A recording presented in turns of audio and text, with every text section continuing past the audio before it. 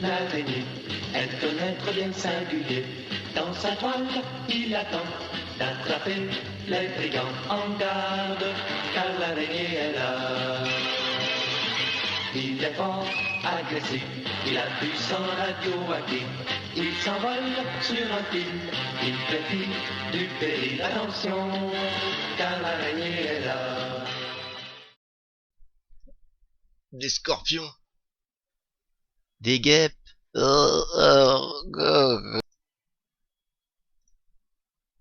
Ou des araignées, trop mignon.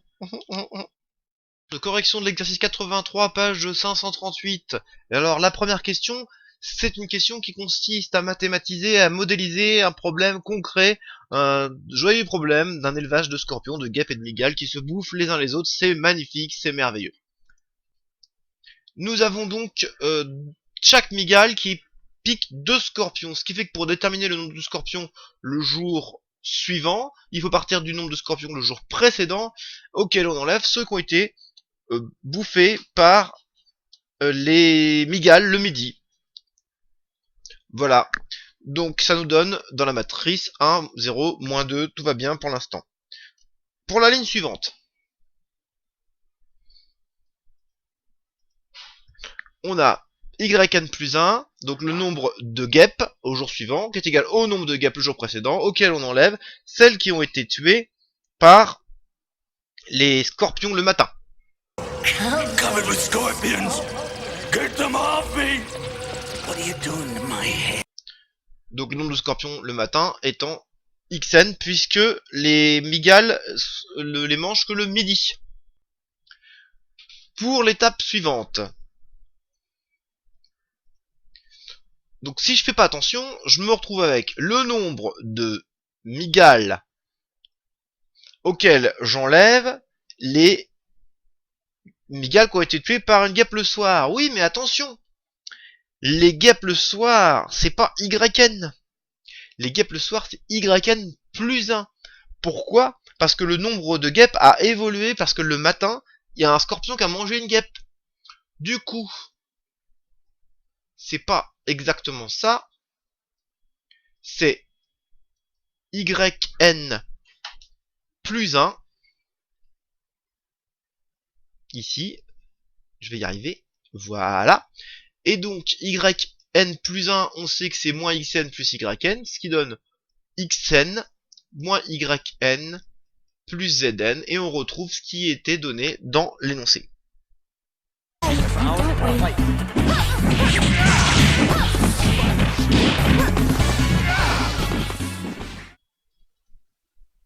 Pour la question suivante, on va donner un nom à la suite de matrice colonne, on va l'appeler grand X petit n, donc les valeurs de xn sont, x0 sont données dans l'énoncé, on doit calculer x7, c'est-à-dire a puissance 7, x0, c'est une suite géométrique, mais de matrices.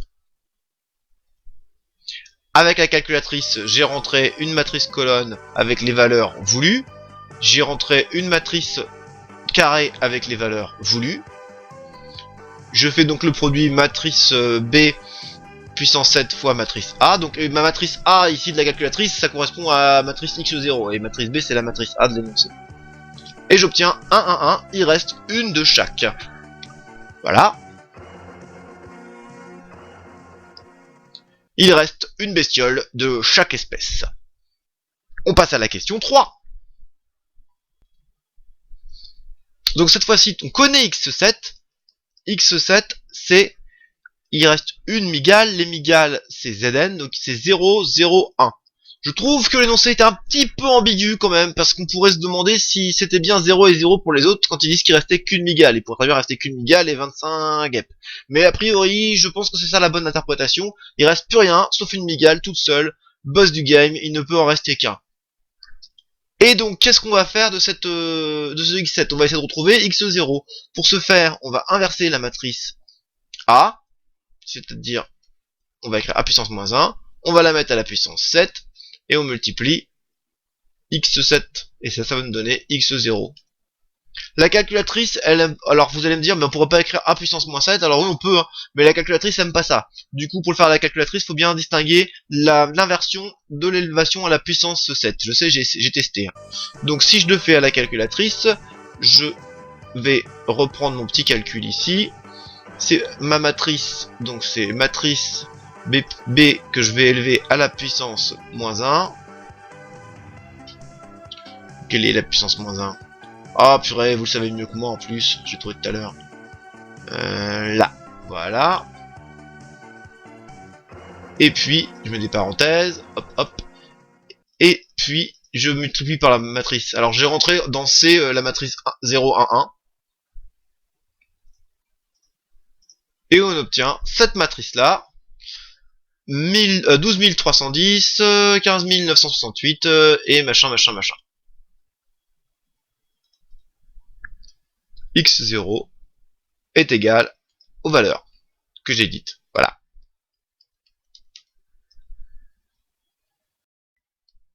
La question 4 est une question ouverte.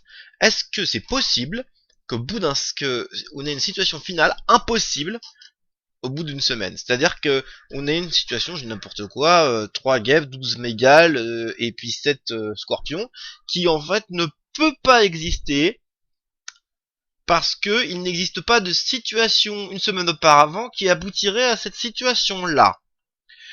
Alors, quand dans le jeu de la vie, Conway examine un petit peu les... Vous vous souvenez du jeu de la vie? Je vous montrerai, vous mettrai un lien si vous vous souvenez pas de ce que c'est. Disons qu'il y a des situations comme des créatures qui se forment, et il peut y avoir des situations qui n'ont pas de situation précédente. Et Conway appelle ça un Eden. Bon, est-ce qu'il y a un Eden qui est possible? Et qu'est-ce qui pourrait faire qu'il y ait un Eden qui soit possible? Ça voudrait dire que on a une situation où on a des valeurs, donc j'ai dit n'importe quoi tout à l'heure là, en scorpion, guêpe et mégale, qui ne correspondent pas à une situation, qui puisse pas être la conséquence de quelque chose qui s'est passé il y a une semaine avant. Qu'est-ce qui pourrait faire que c'est impossible? Bah déjà, on va essayer de voir si on peut pas avoir une formule, un calcul qui permet de retrouver x0, grand x0 à partir de grand x puissance 7. Pour ça, on a besoin de calculer la matrice. Donc la matrice A en réalité, hein, puissance moins 1, donc son inverse, puissance 7. Voyons ce que ça donne.